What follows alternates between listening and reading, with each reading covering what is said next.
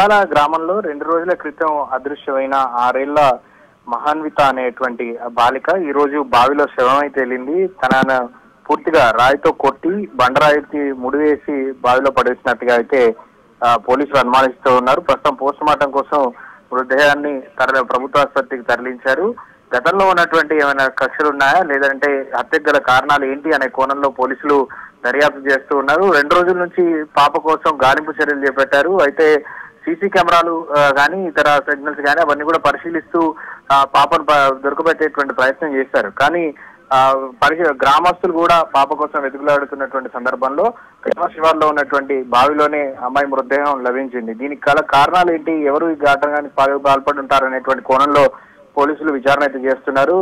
6 ఏళ్ల పాప ఒక్కసారిగా ఇలా హత్యకు గురి కావడం, అత్యంత దారుణంగా చంపేయడంతో విషాదాలు అయితే అలుముకున్నాయి. దీనికి కారణమైన వారిని శిక్షించాలంటూ స్థానికులు డిమాండ్ చేస్తా ఉన్నారు.